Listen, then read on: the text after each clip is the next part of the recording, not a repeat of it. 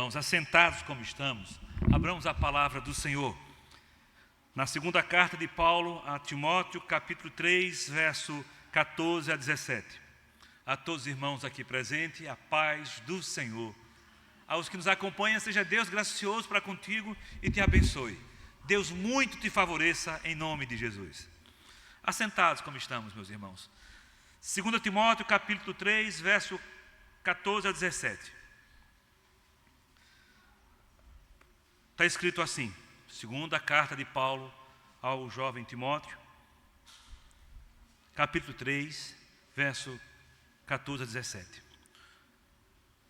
Tu, porém, permanece naquilo que aprendeste, de que foste inteirado, sabendo de quem o aprendeste, e que desde a infância sabes as sagradas letras, que podem tornar-te sábio para a salvação pela fé em Cristo Jesus. Toda a Escritura é inspirada por Deus e útil para o ensino, para a repreensão, para a correção, para a educação na justiça, a fim de que o homem de Deus seja perfeito e perfeitamente habilitado para toda boa obra. Que o Senhor nos abençoe na ministração da palavra dele. Amém. Diletos irmãos, eu tenho um privilégio na infância, tive o privilégio na infância de ser instruído pelo meu pai na questão de uma profissão. Há 50 anos atrás, você pode ter certeza, tinha pouca oportunidade de se fazer uma universidade. Eu lhe digo que há 50 anos atrás, há meio século, meu Deus, já tenho essa idade. Há 50 anos atrás, terminar o primário já era um privilégio, já se fazia diferença no contexto social. Imagine ter o segundo grau, como era chamado antigamente, quiçá um conhecimento universitário. Era para pouquíssimos. E quanto mais o interior daquele estado fosse, talvez a chance diminuísse muito. Então, era do contexto do tecido social da época, há meio século atrás, que as pessoas passavam a sua profissão de pai para filho. É o chamado mestre. Mestre sem ser acadêmico, é o mestre do candeeiro, é o mestre do sapato, o sapateiro mestre, o mestre da lanternagem, como era o caso da nossa família, de oficina, de pintura. E era a oficina, os ases do martelo. Ases é o hábil, aquele que é bom. Depois que eu cresci, eu digo, mas papai foi muito pretensioso, chamado de ases do martelo. O bom, o tampa de cruche, como diz o pernambucano. E logo eu aprendi a arte, desde cuidar do carro, por ser jovem. Então a nossa função na oficina da família era entregar o carro limpo.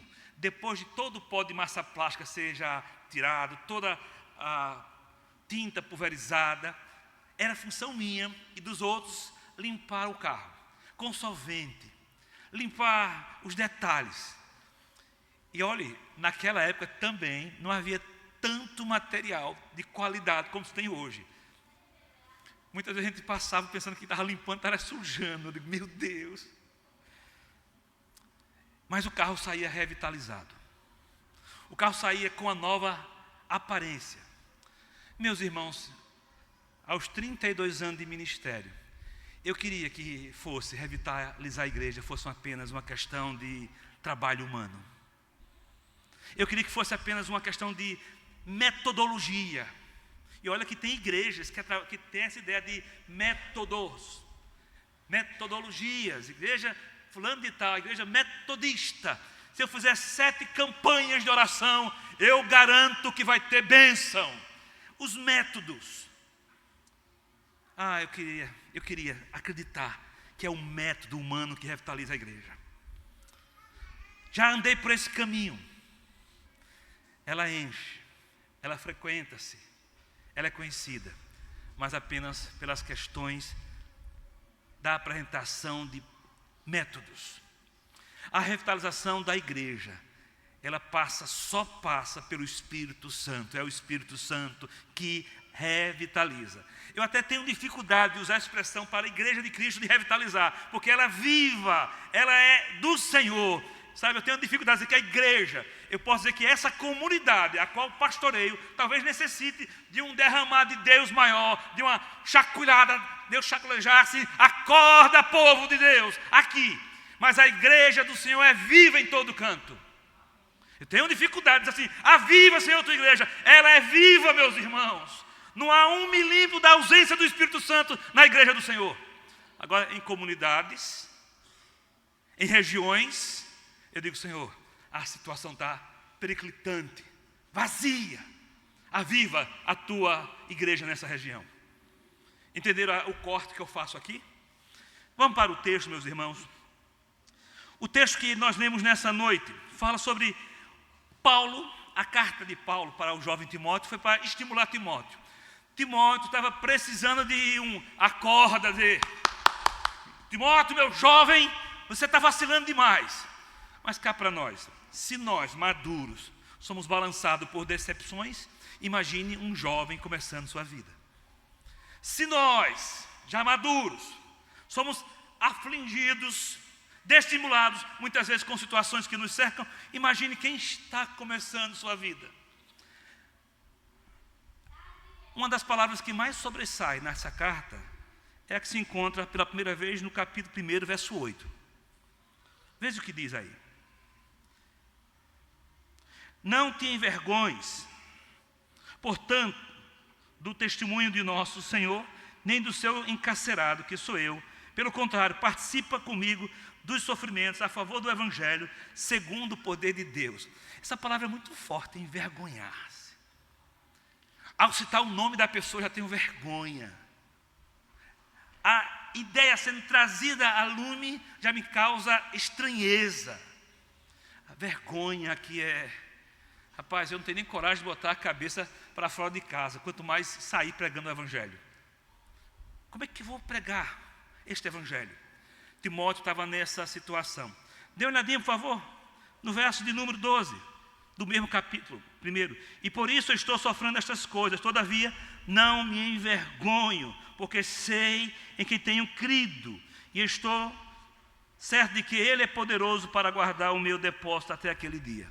Não te envergonhes, eu não me envergonho do Evangelho, ao qual por ele estou sofrendo até agora. Ele usa a expressão algemas, preso, ele estava preso. É uma das cartas escritas em prisão. E meus irmãos, se é difícil escrever hoje de uma cadeia e essa carta ser levada a público, se é difícil hoje, imagine há 2000 anos. Se é difícil ter papel e caneta num parlamento de um presídio, imagine naquela época a estrutura mínima. Olhe, essa carta que nós temos é obra de Deus chegar até nós, louvado seja o Senhor. É interessante, veja que o verso 16 também ele diz assim: conceda ao Senhor misericórdia à casa de Onésimo, porque muitas vezes me deu ânimo e nunca se envergonhou das minhas algemas. Paulo diz assim, olho no olho, gente boa, não tenha vergonha, Timóteo, do Evangelho. Aí ele diz assim, olha, eu que teria mais motivo para me envergonhar do Evangelho do que você, e não me envergonho, mesmo sofrendo vitupério. Paulo foi abandonado. Essa carta Paulo abre o jogo, diz, olha, todos me deixaram, até aqueles mais próximos, e os que não me deixaram, eu queria que eles tivessem me deixado, um tal de Alexandre o Latoeiro. Quem Paulo queria que deixasse, não deixou, e quem Paulo queria que não deixasse, não deixou. Alexandre o Latoeiro tem causado muito males. Paulo diz que na sua primeira defesa lá, ninguém esteve com ele. Timóteo, eu teria motivo suficiente para dizer assim, sabe de uma coisa? Fecha a Bíblia, vamos deixar tudo de lado porque não tem futuro. Mas ao contrário, meus irmãos, Paulo diz, exorta Timóteo, encoraja-te, não tenha vergonha do Evangelho, porque eu não me envergonho, é o poder de Deus para todo aquele que nele crê. Depois ele usa a figura de um que não soltou a corda, daquele que diz, ei, a gente está vindo para a nossa comunidade, tem pouca gente, mas no Senhor essa igreja vai crescer em nome de Jesus. Ele usa aqui, olha, no verso 16, e nunca se envergonhou das minhas algemas. É essa estrutura do texto que Paulo está mostrando. A carta é para estimular um jovem pastor. Mas por que esse jovem pastor Paulo se dedica a ele? olhando para vocês, olho no olho, Paulo e Timóteo tinham almas gêmeas. Paulo tinha Timóteo tão autoestima, que ele chega a dar testemunho de Timóteo quando escreveu para Filipenses. Abra aí, por favor, Filipenses capítulo 2. Veja o testemunho do apóstolo Paulo sobre Timóteo. Capítulo 2, verso 19 a 22. Espero, porém, no Senhor Jesus, mandar-vos Timóteo o mais breve possível, a fim de que eu me sinta animado também, tendo conhecimento da vossa situação. Lê comigo o verso 20, pode ler? Porque a ninguém tenho de igual sentimento que, sinceramente, cuide dos vossos interesses, pois todos eles buscam o que é seu próprio, não o que é de Cristo Jesus. E conheceis o seu caráter provado, pois serviu o Evangelho junto comigo como filho ao Pai. Gente boa, qualquer um queria uma carta da apresentação dessa para iniciar seu ministério, para iniciar numa empresa. O RH da empresa diz assim: opa, pode entrar que esse homem aí é 10, é de extrema confiança. Olha quem está dando um recado, quem está referendando, o apóstolo Paulo. Mas o que é que aconteceu com Timóteo? O que acontece com a gente? Nem sempre estaremos com um tanque cheio de fé. Tem hora que o tanque vai estar quase vazio. E a gente diz assim: Senhor, qual é o posto do Senhor que eu tenho que parar? Dá uma parada e o Senhor calibrar os pneus, encher o tanque, diz assim: vai, meu servo. E eu digo: vou, Senhor. Só notamos que estamos com o tanque vazio quando estamos subindo ladeira. Porque quando estamos descendo ladeira, as coisas estão boas, só na banguela. Sabe a expressão banguela, godela? Deixa eu contar de novo que eu já fui, meus irmãos. Meu primeiro carro foi comprado numa sucata do Caveira. Eu tinha meus 15, 16 anos. Comprei o chassi, na oficina levei, Auri. E a gente montou, passou uns 2, 3 anos, coisa de filho de lanterneiro. 2, 3 anos. Nada pessoal também, porque eu fiquei sabendo da bênção do Fusquinha. Aí montei o Fusquinha, era um 72, botei Fafá de Belém, para-choque, botei para o guarda-lama, para-choque grosso, rodas bonitão com adaptador de 5 furos para 4. Eu sonhava com aquele carro. O amarelo Java. Troquei o chapéu do Napoleão, o morcego, as longarinas. Fiz como fiz, fui crescendo. Com 15, 16, 17, 18 anos, tinha um carro. Mas não tinha dinheiro para colocar combustível. E muitas vezes nem para trocar de bateria. E os amigos que andavam comigo eram tão lisos quanto eu. Eles diziam assim: olha, a gente botava 2 litros de gasolina, mas olha, na ida a gente vai na banguela, na volta a gente liga o motor. Eu cresci na idade, meus irmãos. E eu tenho que dizer, temos que botar combustível para sair. Porque não se espera mais de um maduro, de uma igreja que viva de banguela, de tirar proveito do nada. Possamos confiar no Senhor que Ele vai suprir as nossas necessidades em Cristo Jesus. Amém. Ora, Paulo está dizendo assim: Timóteo, você está com o tanque vazio. E ele encoraja Timóteo. Os versos centrais da carta, eu quero que você leia comigo. O verso do capítulo 1, verso 14, 13 e 14. Leia comigo. Veja se a ideia já não bate com o que eu estou falando para vocês. Verso 13 e 14. A uma só voz podemos ler, capítulo 1. Mantenha o padrão das sãs palavras, que de mim ouviste com fé e com amor que está em Cristo Jesus. Guarda o bom depósito mediante o Espírito Santo que habita em nós. Ele não diz em vós. Isso aqui faz uma diferença tão grande. Em vez de ele estar argumentando e deixando ele fora, diz assim: mas Timóteo, mesmo você estando um pouco desanimado e eu te exortando, nós precisamos empolgar, motivar um ao outro em Cristo Jesus. É uma das lições mais clássicas que a gente tem como líder para os nossos liderados. É exortar e se colocar no lugar também daquele que está necessitando de ajuda. Também nós. Ele não diz, a lógica da construção seria vós, mas ele diz nós.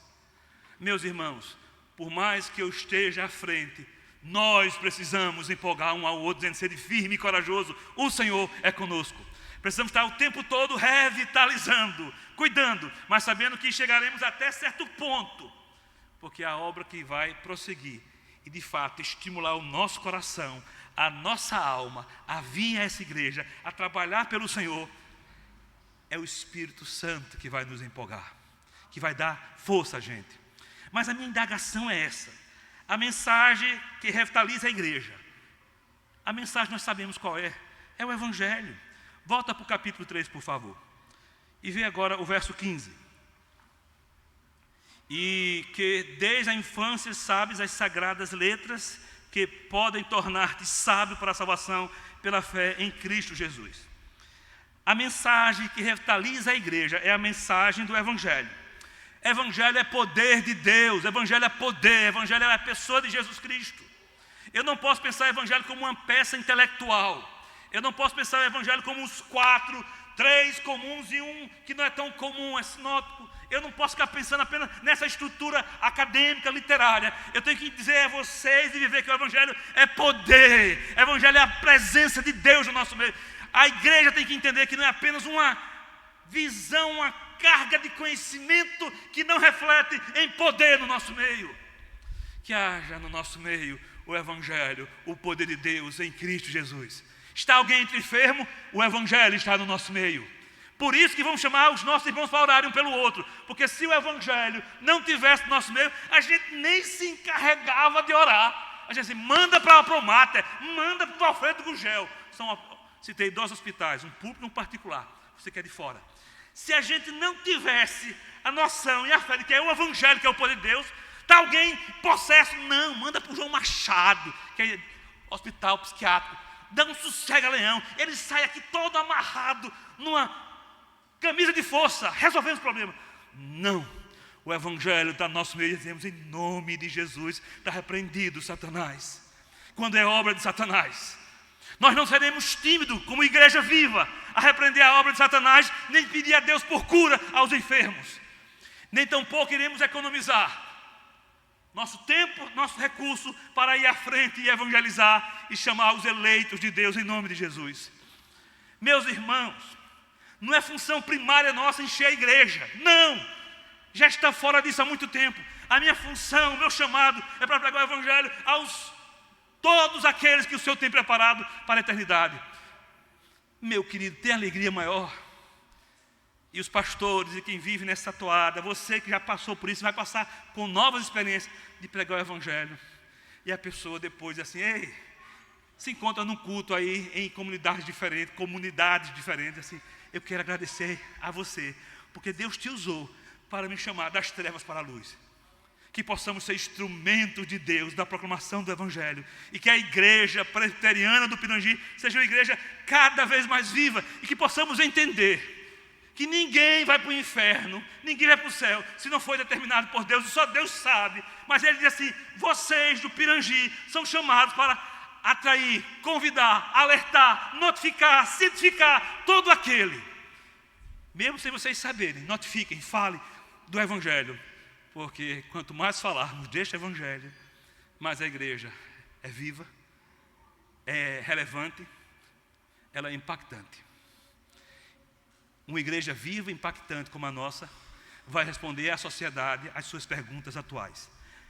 A mensagem que revitaliza a igreja é o Evangelho. E é interessante, lê comigo de novo.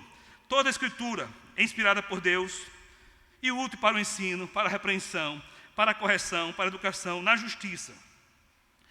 Jesus Cristo, meus irmãos, é o mesmo ontem, hoje e será para sempre. Quando eu leio nos Evangelhos a obra do nosso Mestre, do nosso Senhor, eu não leio como apenas uma nota de informação, mas é uma expressão que diz assim: eu sou o mesmo, eu estou ao teu lado, eu vivo e permaneço vivo para todo sempre. Ah, meus irmãos, é uma mensagem que revitaliza a igreja, é pregarmos o Evangelho. E esse Evangelho, a pessoa central é Jesus Cristo. Lembra que o reverendo Domingos, o reverendo Segundo, quando estava me apresentando ou falando aqui, pediu que eu diminuísse e que o Senhor crescesse? Essa é a figura. E nós não precisamos ficar dizendo que Ele cresça e que eu diminua. Mas nós temos que mostrar que essa igreja, somos pequenos, diante da cruz que está crescendo no nosso meio. Toda a honra e toda a glória dessa igreja seja Jesus Cristo. E nós, pastores, somos calados nessa hora. A obra é dele, o centro é ele. Toda a mensagem é Jesus Cristo, o Senhor de toda a glória. É essa a visão, essa pregação que temos que ter. Sabe, menos nós e mais o Senhor. E eu vibro que essa igreja tem mostrado mais o Senhor do que nós pastores, do que nós, homens e mulheres. O Senhor é Senhor da nossa igreja presbiteriana do Pirangi. Louvado seja Ele. Sabe, toda pregação, olha como ele termina o verso 15. Lê comigo mais uma vez. E que desde a infância sabes as sagradas letras, que podem tornar-te sábio para a salvação pela fé em Cristo Jesus. A pregação é Jesus o centro de tudo. Agora um detalhe. Essa mensagem é dada por Deus. Olha, eu não vou dizer a quantidade que eu li da Bíblia, por favor. Já passei dessa fase, a quantidade que li. Porque quando o pregador e o irmão vem à frente e abre a boca, sabemos que ele tem lido a palavra de Deus. De cara nós sabemos quando não se lê. De cara. Se você vai fazer uma sustentação oral do seu caso, nos primeiros 30 segundos nós sabemos se você conhece o seu processo ou não. Você acha que eu ficar lendo o tempo todo o Código Civil, aquela parte? Não. Ou sabe ou não sabe, meu querido. Só que não é um código que eu estou lendo, é a palavra de Deus. Sim, eu medito. Algumas vezes o reverendo Diogo diz assim: Romeu, reverendo, está fazendo o quê? Estou estudando o texto. E uma vez ele ligou para mim, era uma terça-feira. Eu disse: estou estudando a mensagem de domingo. Eu já li aquele texto dezenas de vezes. Mas por quê? Porque creio que essa mensagem é dada por Deus e não pelo meu intelecto, não pela minha pesquisa de campo, observação bibliológica, bibliográfica, nada disso. É dada por Deus. E muitas vezes todo conhecimento fica calado diante de uma vírgula do texto que Deus coloca no coração. E a mensagem vem, ó, aí diz: eita Deus grande! Só uma vírgula. Aí eu deixo de lado toda a ciência, toda a pesquisa, só aquela vírgula. Aí Deus diz assim: viu o que eu falei contigo? Eu estou aqui. A mensagem do Senhor é dada por Ele. Que essa igreja seja boca de Deus, em nome de Jesus Cristo. Leamos a Bíblia, cultivemos a Bíblia no nosso meio, mas que ao abrir a nossa boca, sejamos boca de Deus, em nome de Jesus. Boca de Deus para o desesperado, boca de Deus para quem está sofrendo, boca de Deus para diminuir a dor da alma que está próximo da gente, em nome de Jesus. Gente boa, olha o texto, verso 16, você lê comigo, por favor. Capítulo 3, verso 16. Há uma só voz, podemos ler? Leia comigo, por favor. Toda a Escritura é inspirada por Deus e útil para o ensino, para a repreensão, para a correção, para a educação na justiça. Eu vou destacar aqui, dada por Deus. Dada por Deus, meu querido. Toda a Escritura é dada por Deus. Ah, meu querido. E aqui tem que ter busca de joelho ao Espírito do Senhor. Dizem que eu não sou muito calvinista na pregação, na apresentação, mas vocês não sabem o quão calvinista eu sou na teologia. Certa vez, eu tenho várias entradas em várias outras denominações. Louvo a Deus pelo privilégio. E tem um pastor presidente da igreja da Madureira, diz que ele nunca viu um pastor mais pentecostal como esse presbiteriano chamado Romeu. Olha, dos presbiterianos é o mais pentecostal. Se para o pentecostal quer dizer que eu transmito essa mensagem com alegria, com vida, dou meus pulinhos, essas coisas, não estou nem preocupado. Desde que a mensagem não seja minha, seja dada por Deus, eu não estou preocupado.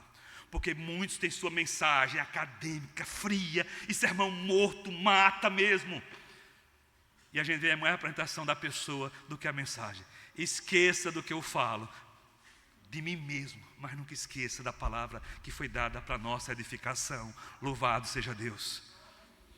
Gente boa, gente amiga, essa mensagem que nós temos como igreja relevante, que a nossa igreja é uma igreja relevante, é uma mensagem útil. Nós não vamos ficar aqui discutindo sobre extrema-direita, extrema-esquerda, sexo dos anjos. Não, nada disso. Nós vamos estar falando coisa útil. Os pensamentos e as ideias de Deus. esses pensamentos, essas ideias de Deus reveladas, têm poder para salvar qualquer pessoa. Eu quero que vocês entendam isso.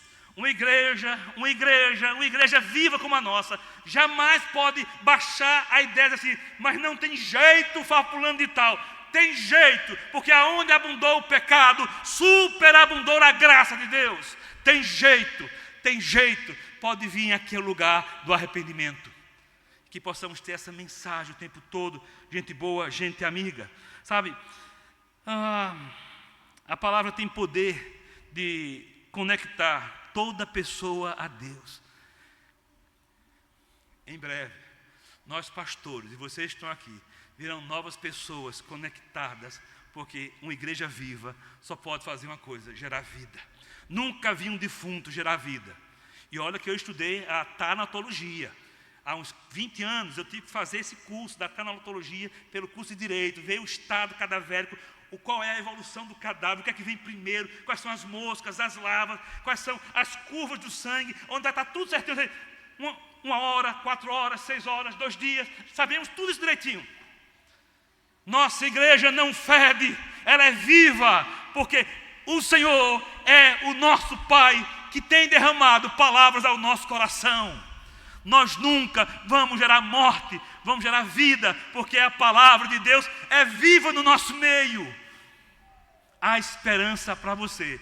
Vou terminar a minha mensagem daqui a pouco.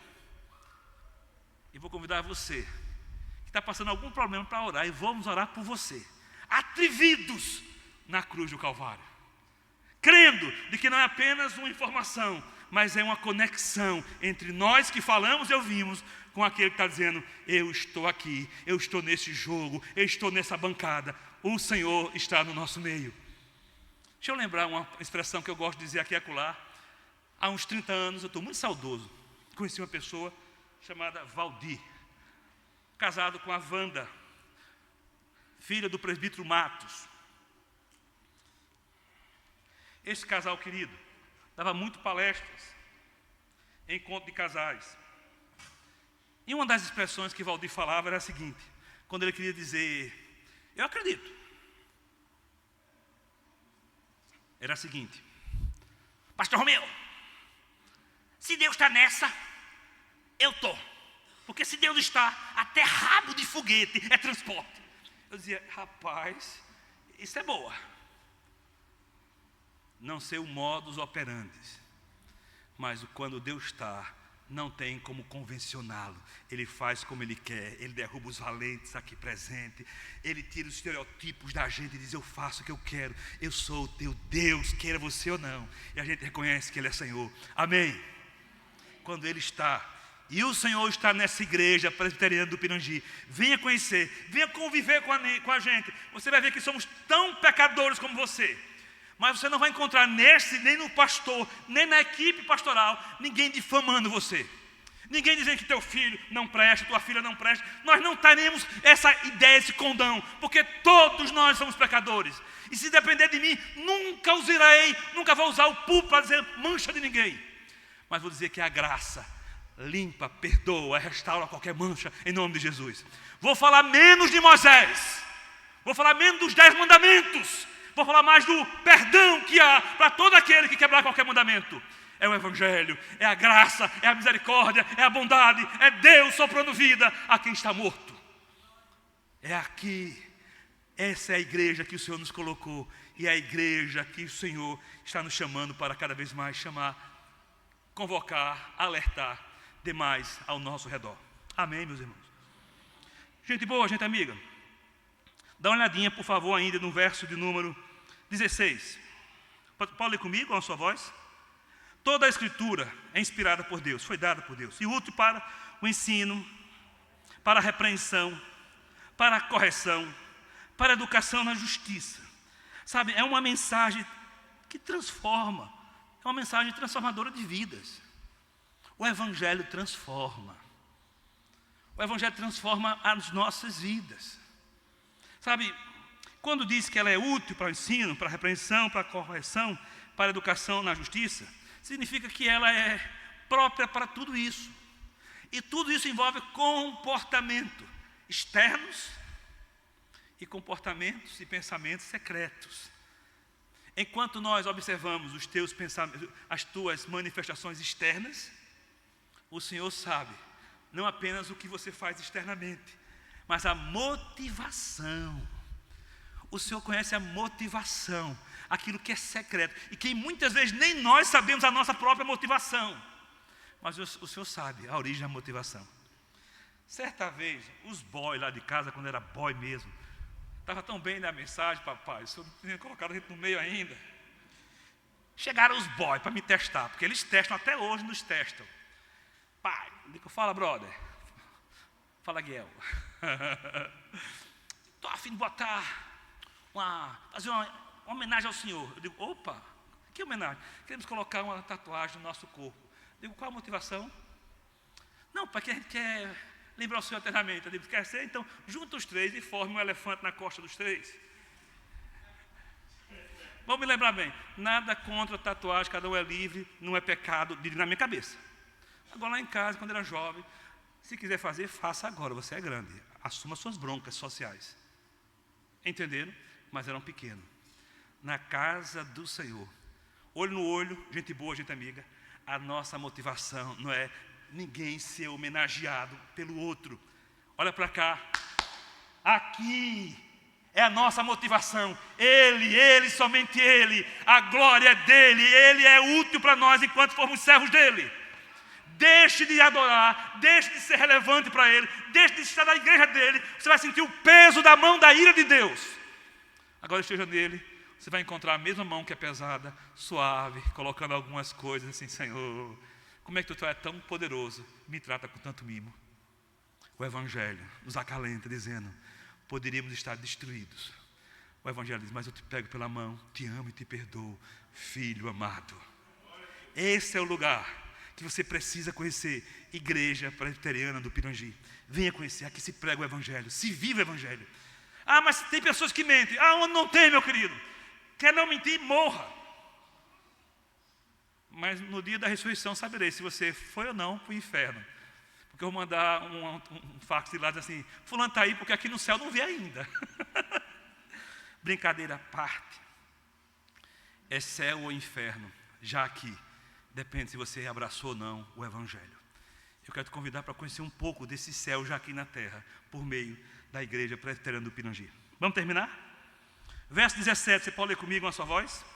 Vamos ler com voz de trovão mesmo, para sair na transmissão. Vamos ler com voz alta mesmo, para o pessoal lá de casa dizer, nossa, os irmãos estão acordados. Estão, meus irmãos.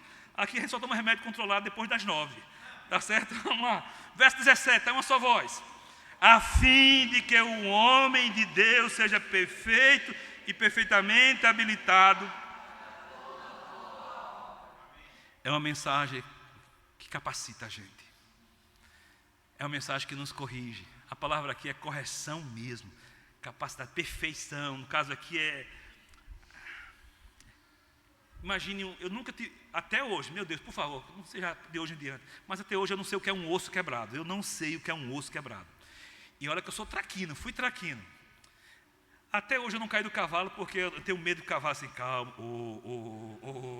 Para que isso tudo? No dia que eu perder o medo, eu caio e posso quebrar um osso. Nunca quebrei um osso, mas a ideia é perfeição, é que tem muitos ossos quebrados, que o Senhor estica, imobiliza para a perfeição, para a correção. Aqui é o lugar que Ele não vai expor você ao ridículo. E eu espero, meus irmãos, na fase de ministério que nós vivemos, não encontrar ninguém colocando ninguém a ridículo, em ridículo, colocar as pessoas, os erros das pessoas, mas que chegue e coloque a perdão. Olhe, abra aí rapidinho, por favor. Eu estava no culto de oração aqui, eu vim para o culto de oração aqui, nossa, e foi na casa de uma irmã, aniversário da irmã. Aí eu fiquei com a Auri, disse, Auri, eu vou ficar ali orando, para que os irmãos cheguem. E fiquei orando. Digo, Senhor, só nós 4, né?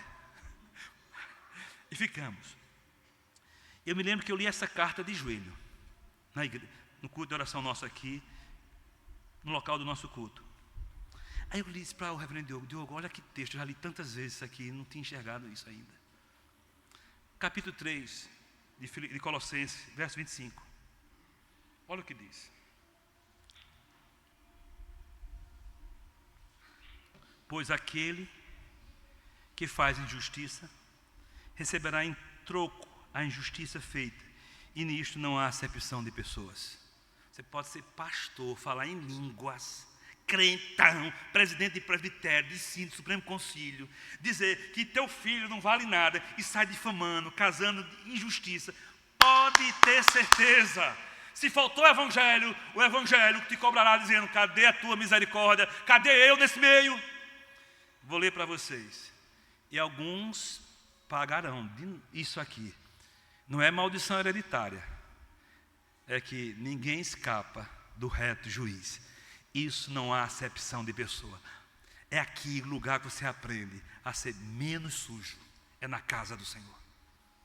E cada vez tomar um banho legal, na água, e que foi batizado pelo Espírito do Senhor. E a água do batismo referenda você dentro da comunidade. Junto os dois batismos, do Espírito Santo, que é a regeneração, e o externo, que é o sacramento. Junto os dois, aí que você vai dar prova de que é uma nova criatura.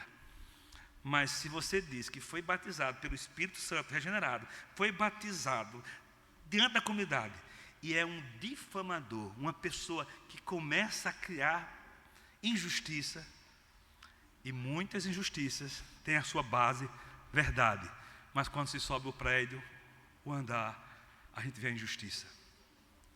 Olha o que diz o texto mais uma vez para vocês: pois aquele que faz injustiça receberá em troco a injustiça feita, e nisto não há acepção de pessoas. Sabe o que significa não há acepção de pessoas?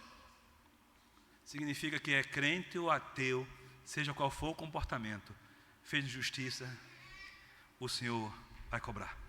Por isso aqui nós aprendemos a viver o Evangelho. E nós não queremos ser uma comunidade promovedora de injustiça, mas queremos estar ao lado do que é puro, santo, verdadeiro, que é o Evangelho de Jesus Cristo. Amém. Machuca muito, meus irmãos, machuca muito. Machuca muito, muitas vezes, esperarmos que pessoas que são chamadas para manter a igreja aprumada, naquilo que depender da gente, naquilo que depende da liderança, e ver a pessoa mesmo por trás, maculando, planejando, injustiças sendo... Só tem dois caminhos: ou afrontar, ou dizer: nas tuas mãos eu entrego, Senhor. E tem hora que nós não temos saúde mais mental, e nem queremos mais que a nossa alma sofra com canalhas. E eu vou dizer para vocês, concluindo já a minha mensagem, tem hora que quando vê que a pessoa está espumando, falando alto, gritando com você, dê um passo para trás. Se a pessoa começar a ser mais santo que você imagina que a pessoa é à luz do Evangelho, dê 2 passos para trás. E se começar a gritar, a expor as coisas para todo mundo, saia com a filosofia do boi, faça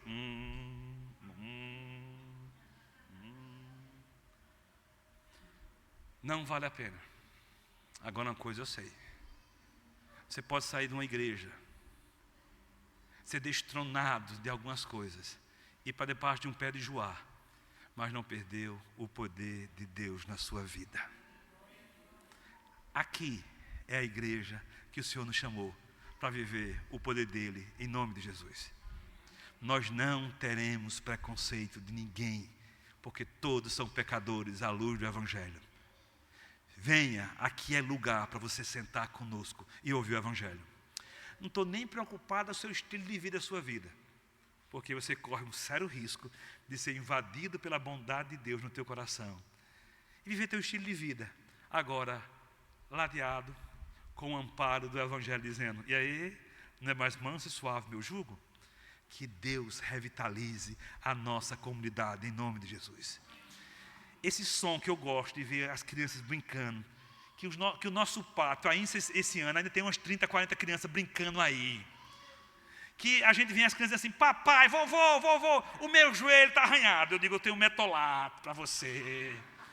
Que a gente venha jovem, que haja mais jovem no nosso meio, em nome de Jesus. Que possamos ter encontro com os jovens, encontro de jovens, passeio com eles, com os nossos adolescentes. Vamos esvaziar isso em nome de Jesus. Amém? Vamos fazer isso, igreja amada. Estou falando agora para a igreja presbiteriana do Pirangi. Nós temos que levantar. Está chovendo? Tem guarda-chuva. Está fazendo sol, tem guarda-sol. O que não vai faltar é o povo de Deus aqui alegre, se reunindo em nome de Jesus. Vamos bater tambores, no sentido de vamos ter zoada no nosso meio, porque aqui tem vida, aqui não é cemitério, aqui é vida, aqui é lugar de extrema alegria. O Senhor é o nosso Deus, em nome de Jesus. Aqui é lugar de festa. E quem é o dono da festa receberá toda a honra e toda a glória. É Jesus Cristo, a Ele o meu melhor. Lembra que o nosso pastor hoje nos falou que quando ia dar o dízimo quando era pequena, a mãe dele dizia assim, leve a nota nova, estralando, aquela cheia de cera ainda. É o nosso melhor, aqui é o nosso melhor. Venha conhecer a igreja presbiteriana do Pirangi, em nome de Jesus. Amém? Uma igreja de portas abertas, que acredita no Deus que intervém. Aqui é lugar de cura, aqui é lugar de perdão, aqui é lugar de renovação, de libertação, porque o Senhor está no nosso meio. Amém? Deus nos abençoe, em nome de Jesus. Vamos orar ao Senhor.